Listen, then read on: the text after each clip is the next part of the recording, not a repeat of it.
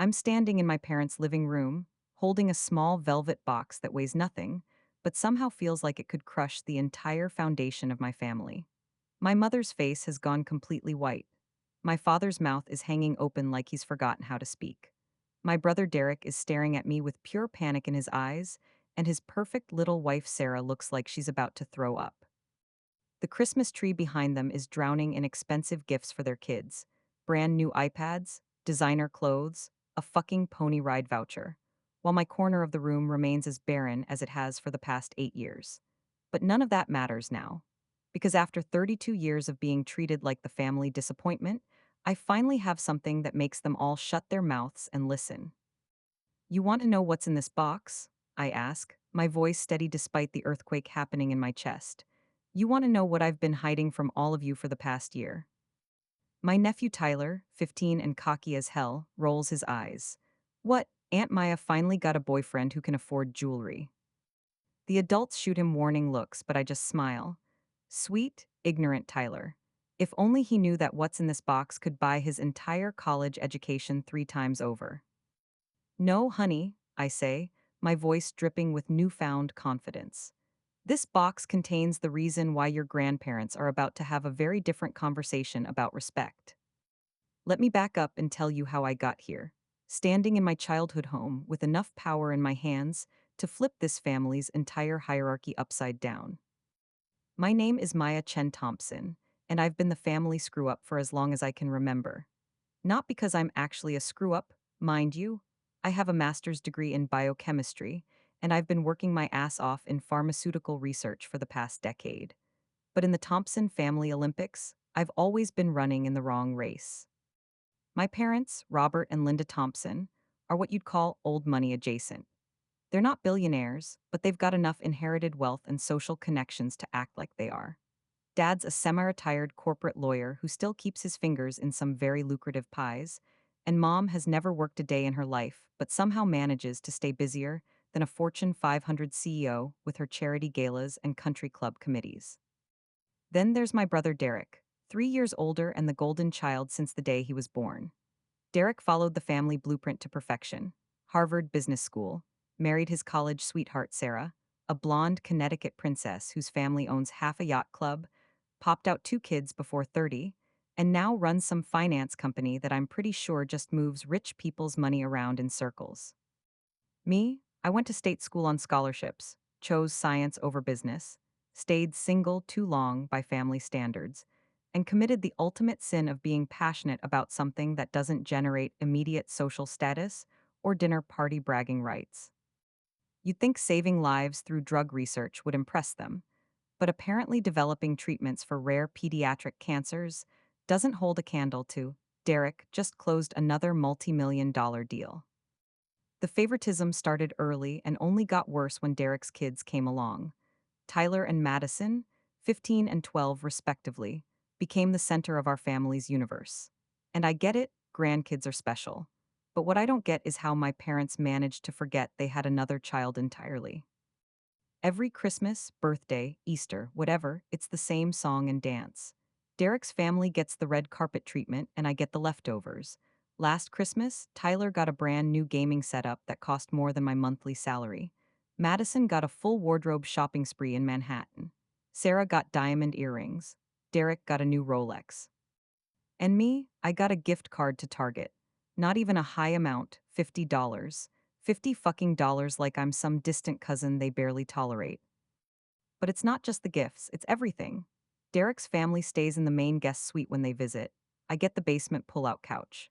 Derek's opinions are asked for and respected during family discussions. Mine are tolerated at best, dismissed at worst. When Derek announces a new business venture, it's champagne and celebration.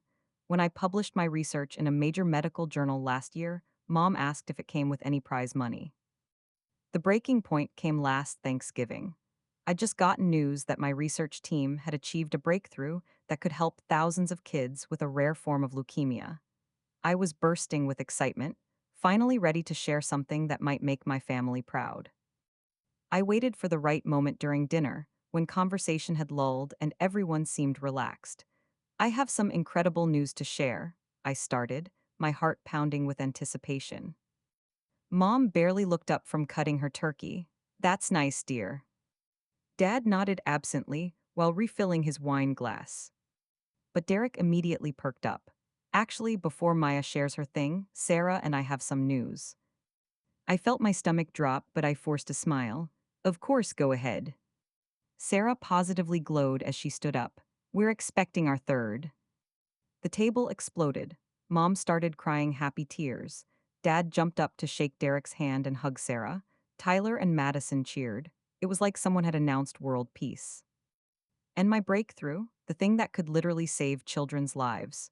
It got a polite, "That's wonderful, Maya," 15 minutes later when they finally remembered I'd had something to say. That night, lying on that goddamn pull-out couch while Derek's family enjoyed the master suite upstairs, I made a decision. I was done being invisible. I was done accepting scraps. I was done pretending their treatment of me was normal or acceptable. What happened next changed everything, but I'm getting ahead of myself. The truth is, I'd been living a double life for over a year.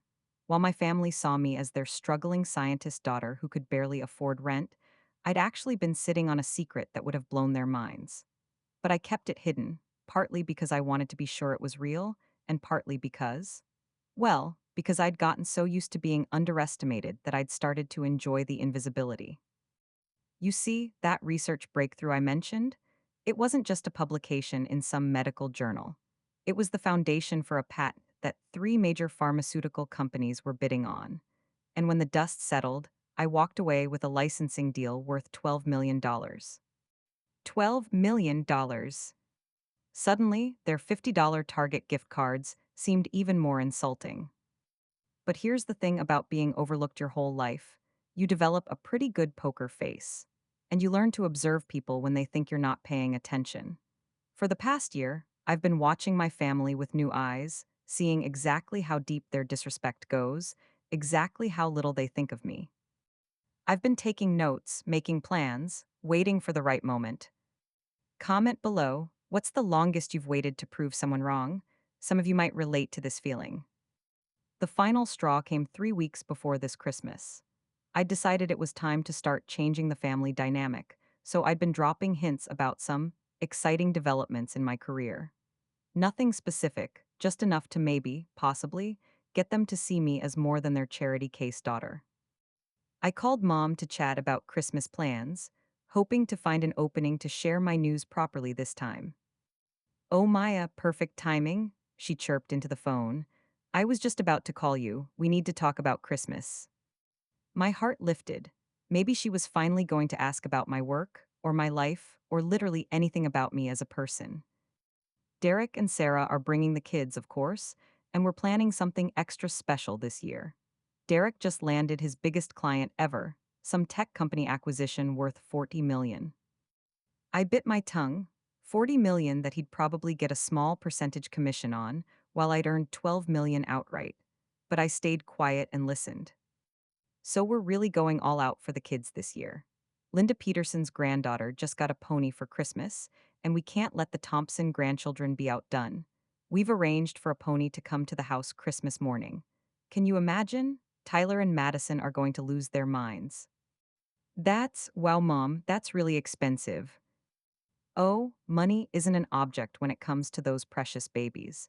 You know how your father and I feel about making sure they have everything they need to succeed in life.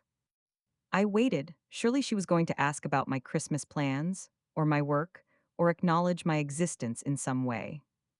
Instead, now about your Christmas gift for them. I know money's tight for you, sweetheart, but the kids have really grown out of those little handmade crafts you usually do. Tyler especially is at an age where he notices if gifts seem, well, cheap. Maybe you could pool your resources and get them something from their Amazon wish lists? Nothing too expensive, just something that shows you're thinking of them properly. I stood in my apartment, my beautiful, newly renovated apartment that I'd paid for in cash, and felt something inside me break. "Their Amazon wish lists," I repeated. "Yes, Sarah sent them to everyone. Madison wants that new Apple Watch, and Tyler has his eye on some gaming headset that's around $300. I know it's a stretch for you, but maybe you could ask them to share? Or do installments." She was asking me to buy a $300 gaming headset on installments, while planning to have a live pony delivered to their backyard. And Maya, honey, Mom's voice took on that tone, the one she uses when she's about to say something she thinks is helpful but is actually devastating. Maybe this year you could try to dress up a little more? Sarah always looks so put together, and I know you're busy with your little lab work, but first impressions matter. Especially if Derek brings any of his business associates by. My little lab work, the work that had just made me a millionaire 12 times over. I'll see what I can do, Mom. That's my girl. Oh, and one more thing. Could you arrive a little later this year? Say, around noon instead of morning? Derek's family will be doing the main gift opening with the kids, and it might be easier if you come after the excitement dies down. You know how overwhelming those big family moments can get. She was uninviting me from Christmas morning, from watching my own niece and nephew open presents, because my presence might somehow diminish their perfect family moment. Sure, I managed. Noon works fine. Perfect. See you then, sweetie. And don't forget about those wish lists. I hung up and stared at my phone for a full 5 minutes. Then I started laughing. Not happy laughter, the kind of laughter that happens when something is so absurd, so perfectly awful, that your brain doesn't know how else to process it. That's when I decided no more hiding, no more letting them treat me like I'm barely worth their time.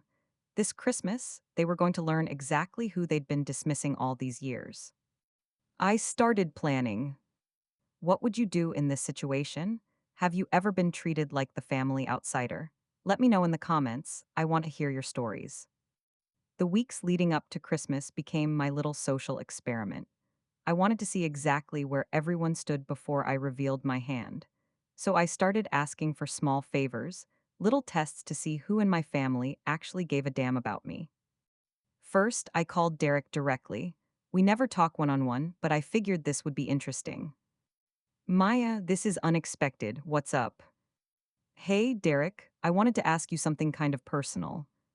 Nah, okay, shoot. I'm thinking about making some big changes in my life, maybe moving to a new city, changing careers. I wanted to get your advice since you're so good at, well, succeeding at things. There was a pause. I could practically hear him calculating whether this conversation was worth his time. Maya, look, I'm really swamped right now. Can we talk about this after the holidays? Whatever's going on, just don't do anything drastic, okay? You know how mom and dad worry about your stability. My stability, right? Of course, thanks for the advice. No problem. Hey, did mom tell you about the Amazon wish lists? The kids are really excited about Christmas this year. Even when I'd reached out to him for personal advice, he'd redirected the conversation to his kids' Christmas gifts. Beautiful. Next, I tested Sarah. I'd always wondered if her coldness toward me was personal or just spillover from Derek's family dynamics.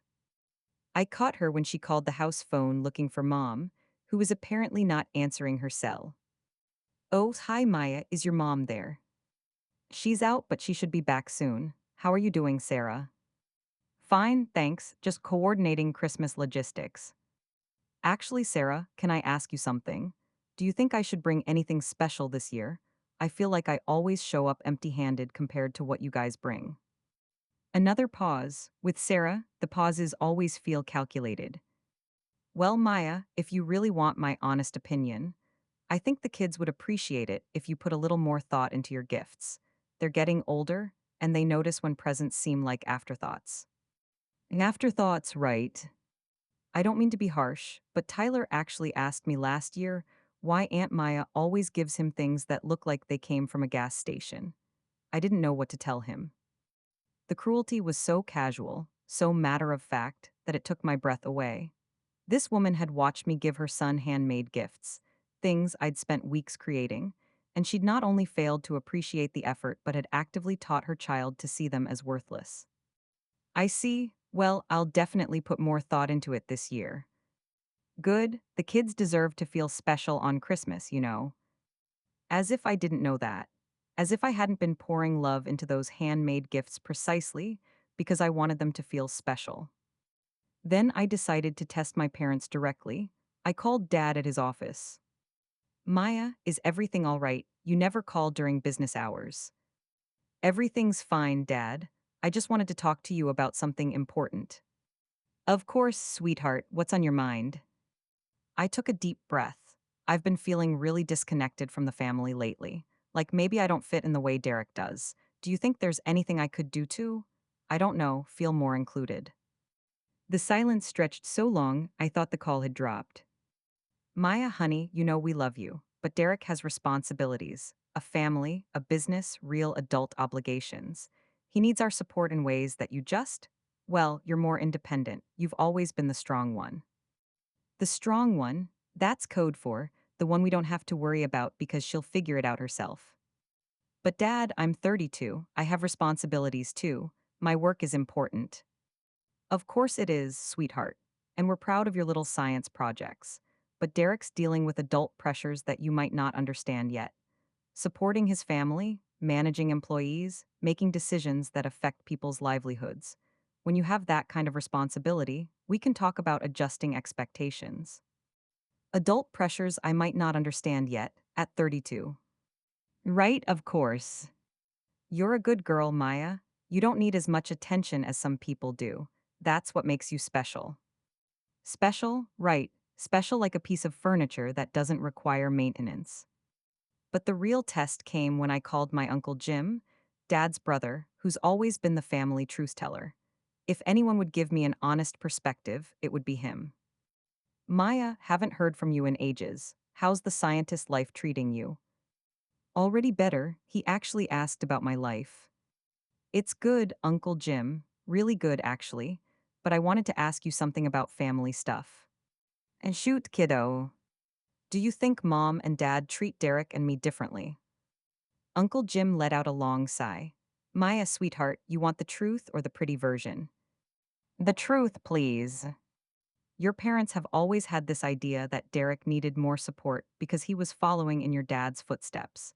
Business, social connections, that whole world. They figured you were smart enough to make your own way. But that's not fair. No, it's not. And it's gotten worse since Derek had kids. Your mom especially gets tunnel vision when it comes to those grandchildren. She talks about them like they're the second coming. What about me, though? Do they even see me as part of the family anymore? Uncle Jim was quiet for a moment. Maya, I love my brother, but he and Linda have gotten so caught up in maintaining their social image that they've forgotten what actually matters. Derek's success reflects well on them in their circles. Your work? Well, it's admirable, but it doesn't give them cocktail party material. So I'm just supposed to accept being invisible. Hell no, you're supposed to live your life and let them catch up when they're ready. But Maya, don't hold your breath waiting for them to suddenly start valuing the right things. Some people never learn. That conversation was actually the most validation I'd gotten from my family in years. Uncle Jim saw it. He understood what was happening. But he also confirmed what I'd suspected. This wasn't going to change unless I made it change. So I started documenting everything. Every dismissive comment, every time my achievements were minimized, every occasion where Derek's kids got something expensive while I got scraps. I started screenshotting the Amazon wishlist Sarah sent out. Madison's list alone was worth more than most people's monthly rent. I also started doing some digging into Derek's business. Not stalking, just basic research that anyone could do online. What I found was interesting. Derek's company was successful, sure, but not nearly as successful as my parents believed. He was leveraging their connections and their reputation to land clients, then overstating his profits to maintain the illusion of massive success. Meanwhile, I was sitting on actual, documented $12 million success, and they were treating me like I needed their charity. The final insult came a week before Christmas. I got a call from Madison herself. Aunt Maya, Mommy said I should call and thank you in advance for my Christmas present. That's sweet of you, Madison. What did your mom tell you I was getting you? She said you probably couldn't afford the Apple Watch I really want, but that you'd find something nice anyway. She said I should be grateful even if it's not what I hoped for. My 12-year-old niece had been coached to lower her expectations for me before I'd even bought her a gift. Sarah had literally prepared her daughter to be disappointed by me. Well, honey, Christmas is full of surprises. Maybe this year will be different. Maybe. Mommy says you try really hard even though you don't have much money. I think that's nice. Out of the mouths of babes. My own niece saw me as a broke aunt who tries really hard but can't quite measure up. That night, I made my final decision about Christmas. I wasn't just going to reveal my success. I was going to make them confront exactly how badly they'd misjudged me, exactly how cruel they'd been, and exactly what their treatment had cost them. I went shopping for Christmas gifts, but not for the kids. Have you ever had family members underestimate you? How did it feel? Drop your experiences in the comments. I want to know I'm not alone in this. Hash reveal and confrontation. So here I am, Christmas morning at noon, standing in a living room that looks like FAO Schwarz exploded. Tyler's new gaming setup takes up half the entertainment center. Madison's pile of clothes, jewelry, and electronics could stock a small boutique. Derek and Sarah are beaming like they personally created Christmas morning magic. And my parents are watching their golden family with the kind of pride usually reserved for Olympic medal ceremonies. Maya, Mom chirps as I walk in. Perfect timing. We just finished the main gift opening. Wasn't it wonderful? The kids are just over the moon. I can see that, I say, setting down my small bag. Inside, there's a modest gift for each kid, not from their wish lists, just thoughtful presents that show I actually pay attention to them as people. Tyler gets a first edition copy of his favorite sci fi novel.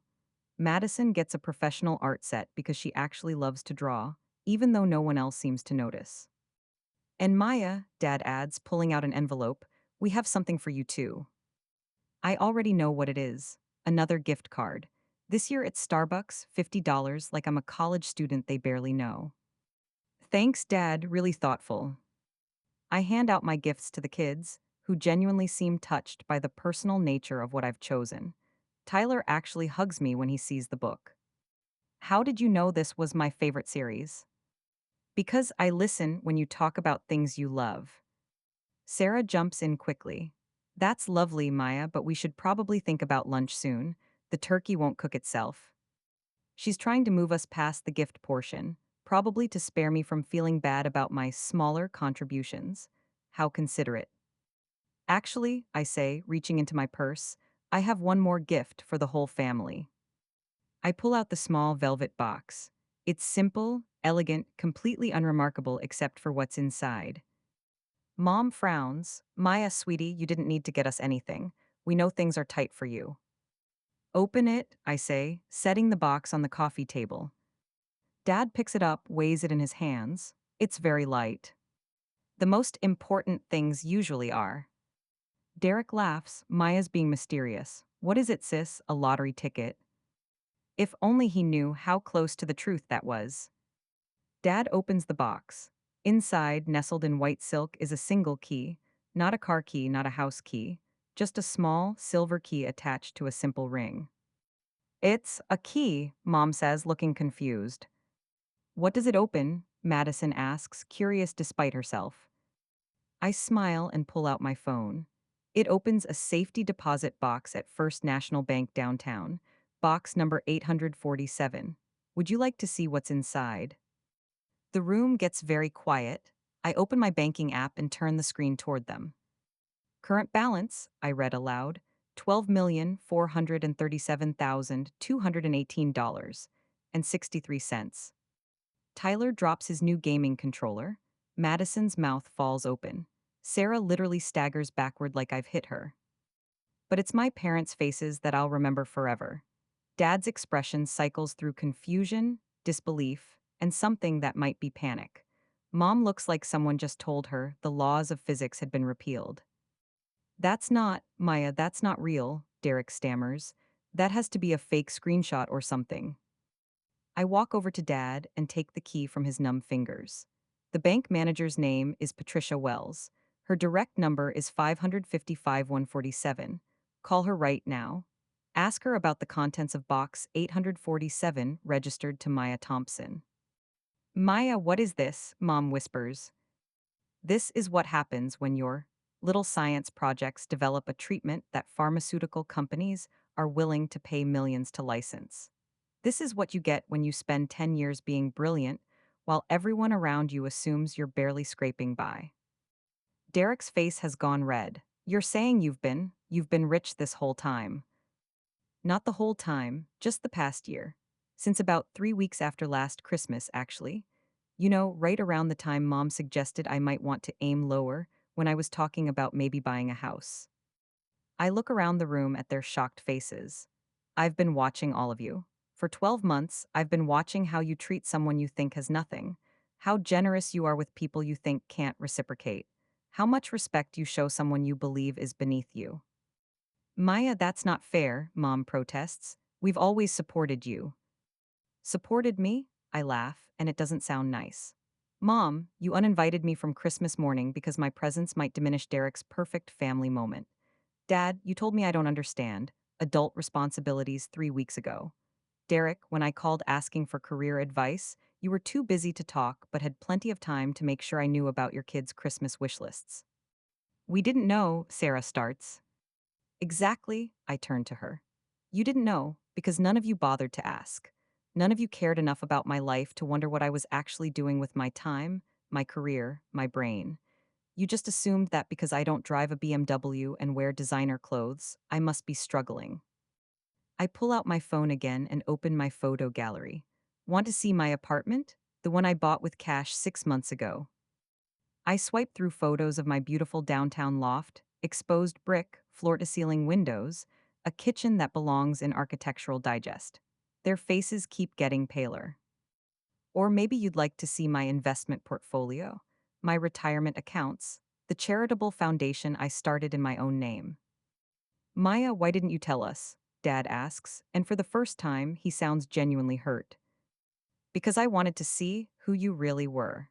I wanted to understand what kind of people you become when you think someone has nothing to offer you. I turned to Tyler and Madison, who are watching this adult meltdown with wide eyes. Tyler, last week you asked your mom why I always give you cheap gifts. Madison, you told me your friends think it's weird that your aunt shops at Target. Both kids look mortified now, finally understanding what they've revealed about their family's private conversations. You want to know something funny? Every gift I've ever given you cost more in time and thought than anything you'll find under this tree. That cheap scarf I knitted for you last year, Madison. I spent 40 hours learning a new technique specifically because I saw you admiring that pattern. The gas station model airplane I gave you, Tyler. I had to drive to 6 different hobby shops to find the exact P-51 Mustang variant you mentioned liking once in passing.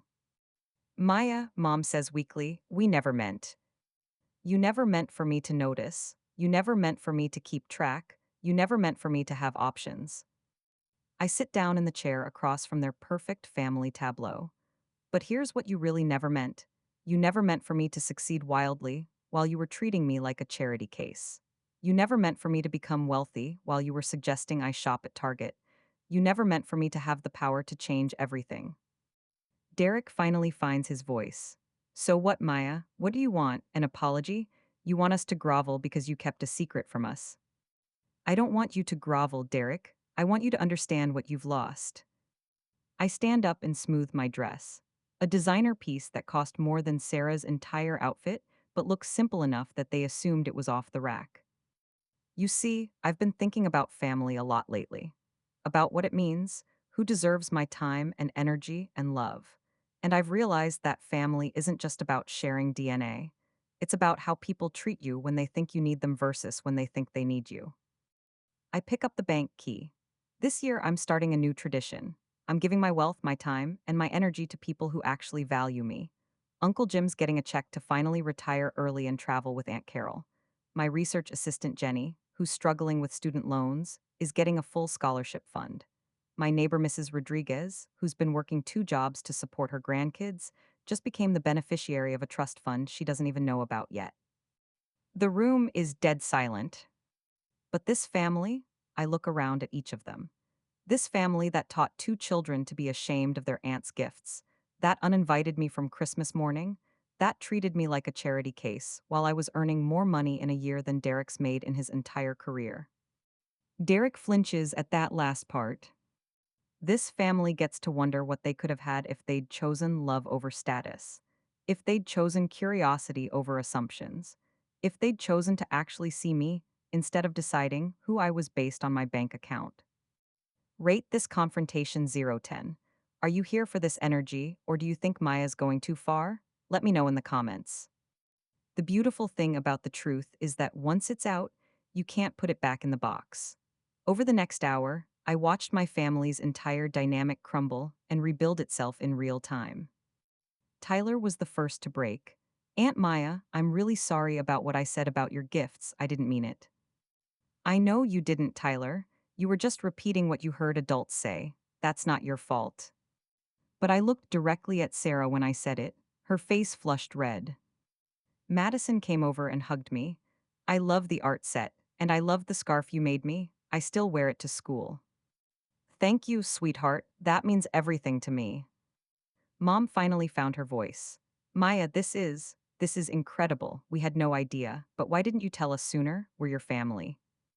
Because I needed to know who you were when you thought I had nothing. And now I know. Dad was staring at his phone, probably pulling up my banking app screenshot to examine it more closely. Maya, this kind of money, this changes everything. You could invest with Derek's firm, maybe buy a vacation house near ours in the Hamptons. Dad, I interrupted, I don't want to invest with Derek's firm. I don't want a vacation house near yours. I don't want to be included now that you think I'm worth including. Derek stood up abruptly. This is ridiculous, Maya. You're acting like we're terrible people because we didn't worship the ground you walked on. We treated you like family. No, Derek, you treated me like the poor relation you had to tolerate. There's a difference. That's not true. I pulled out my phone again.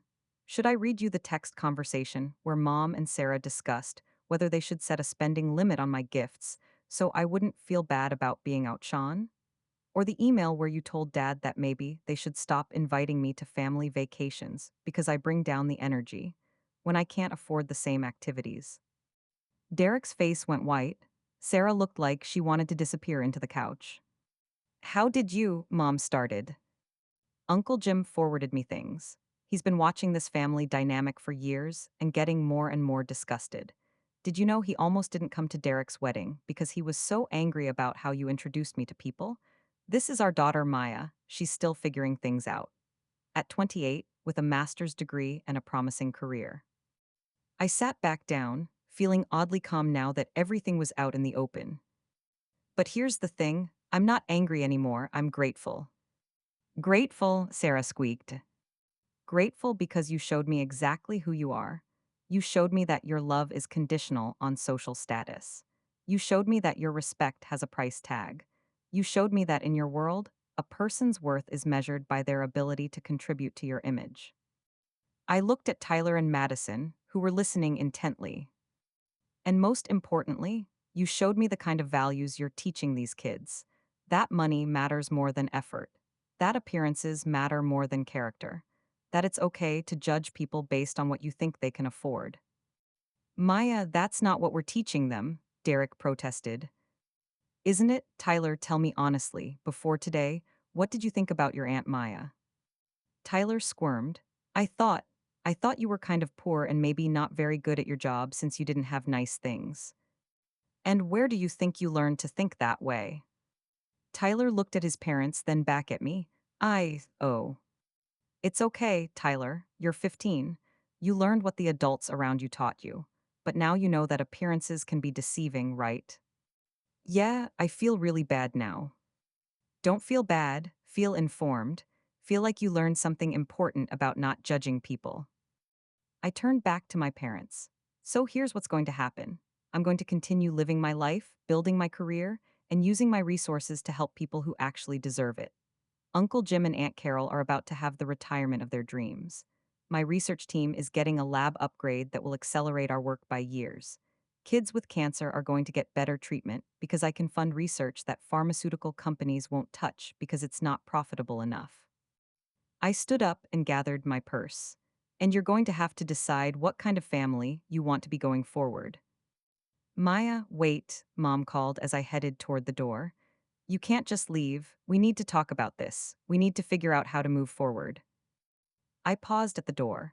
Mom, we've been moving forward for 32 years with you deciding my value based on your assumptions. I'm not interested in suddenly being worthy of your attention because my bank account impressed you. But you're our daughter. Yes, I am. I was your daughter last week when you thought I was broke.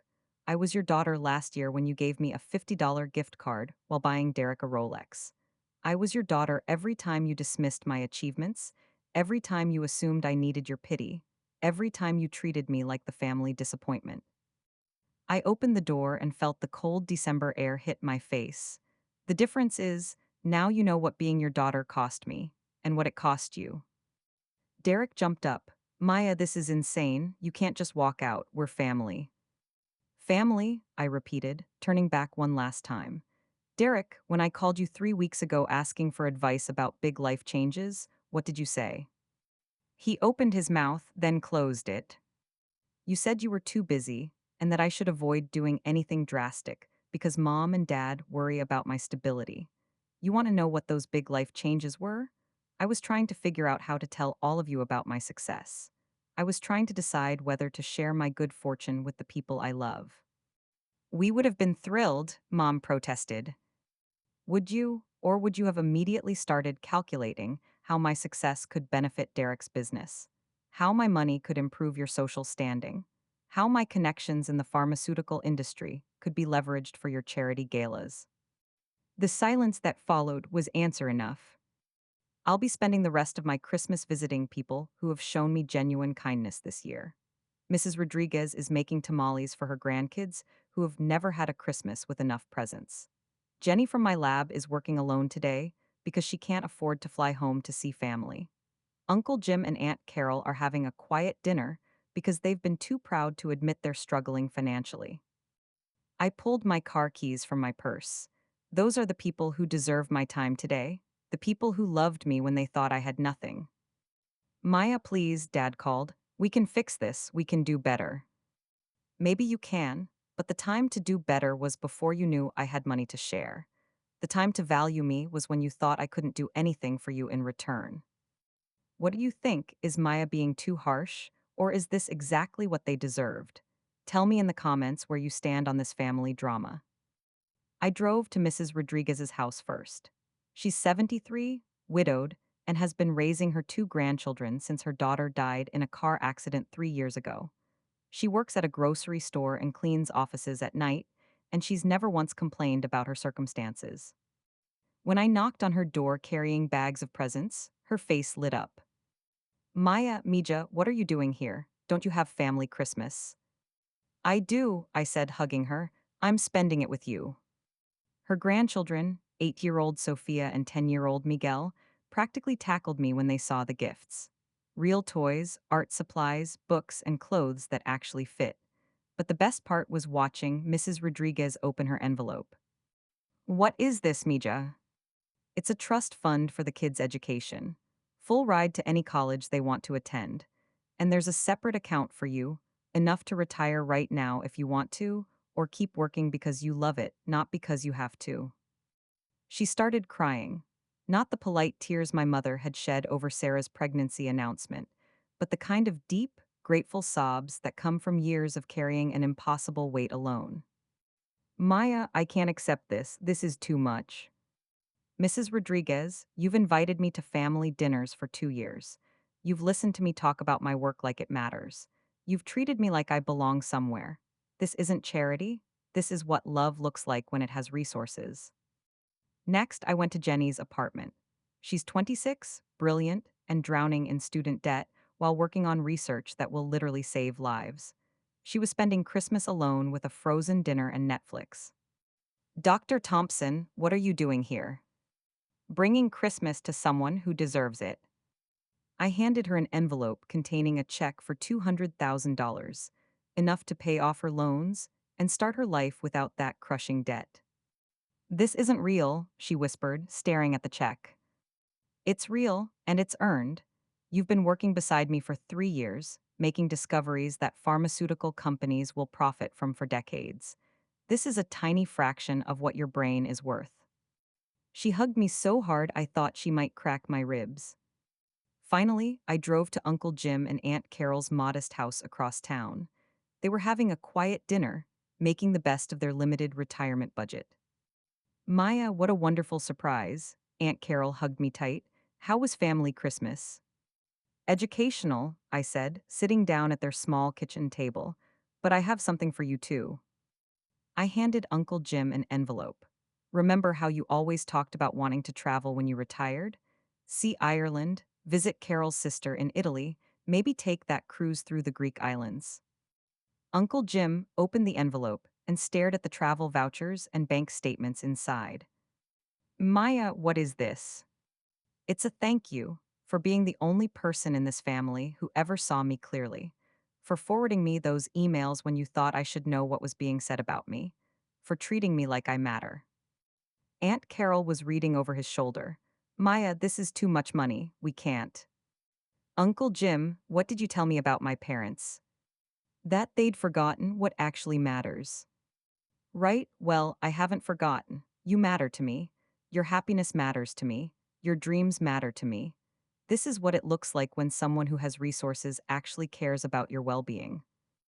We spent the evening looking at travel websites, planning their European adventure, talking about my work and my future. It was the best Christmas I'd had in years. Around 9 p.m., my phone started buzzing. Derek was calling. Maya, where are you? We need to talk. The whole family's here waiting for you. I'm with family, I said. I'm exactly where I belong. Maya, come on, we screwed up, okay? We can admit that, but walking out on Christmas morning, that's not like you. You're right, Derek, the old Maya would have stayed. She would have smiled and pretended everything was fine and gone home to cry alone. But the new Maya has options. What do you want from us? I want you to understand that respect can't be bought retroactively. I want you to learn that someone's worth isn't determined by their ability to enhance your lifestyle. I want you to raise your children to judge people by their character instead of their bank accounts.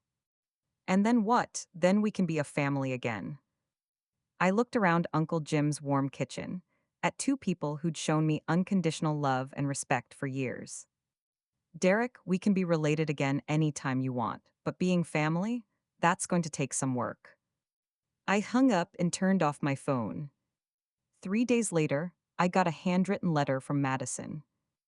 Dear Aunt Maya, I'm really sorry about what I said about your gifts. I looked up how hard it is to knit that scarf, and it took me an hour just to learn how to hold the needles right.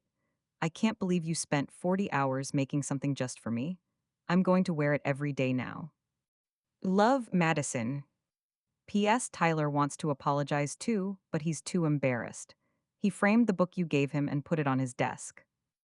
That letter is now framed in my apartment, right next to my research awards and my bank statements. Because here's what I learned. Money doesn't buy you respect, but it does buy you options. It buys you the option to walk away from people who don't value you. It buys you the option to surround yourself with people who do. It buys you the option to live according to your own values instead of constantly trying to earn approval from people who have already decided you're not worth their time. My parents have called 17 times since Christmas. Derek has sent multiple emails asking to discuss the family situation. Sarah actually showed up at my apartment last week, wanting to clear the air. But I'm not ready for those conversations yet. Maybe someday I will be. Maybe someday they'll have learned enough about genuine respect and unconditional love to be worth my emotional energy again. Or maybe they won't, and you know what? That's okay too. Because I've finally learned the most important lesson of all. You can't control how people treat you, but you can absolutely control how much access they have to your life. I'm spending New Year's Eve with Mrs. Rodriguez's family, Uncle Jim and Aunt Carol, Jenny from my lab, and 3 other friends who have consistently shown up for me regardless of what they thought I could do for them in return. We're having dinner at the nicest restaurant in the city. My treat, obviously. And then we're going back to my place to play board games and laugh until midnight. It's going to be perfect. Not because it's expensive or impressive, but because it's full of people who choose to love me on purpose. And that, it turns out, is worth more than all the Christmas presents in the world. Tyler texted me yesterday. Aunt Maya, can I ask you something? How did you know to save money and start a business and stuff? I want to learn how to be successful like you. I'm meeting him for coffee this weekend. Not because his parents want me to, not because it serves any family politics, but because he asked me a genuine question about something I'm actually good at. And because despite everything, I love that kid and want him to grow up understanding that success comes from competence and character, not from having the right last name. Maybe that's how real change happens, one honest conversation at a time. Maybe someday, my family will learn to love people for who they are instead of what they represent.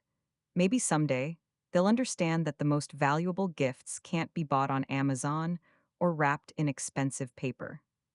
But whether they learn or not, I'm done waiting for their approval to live my life. I'm done being invisible. I'm done accepting scraps. I'm done pretending that being family means tolerating disrespect. The little girl who used to cry herself to sleep because she wasn't good enough for her own parents, she's gone. In her place is a woman who knows her worth, who chooses her battles, and who builds her own family from people who actually deserve her love. And honestly, that woman is pretty fucking unstoppable. Rate this story 0 10. Have you ever had to set boundaries with family members who didn't appreciate you? What's the most empowering thing you've ever done for yourself? Share your stories in the comments. I read every single one, and I love hearing how you've taken control of your own narratives. You're stronger than you know.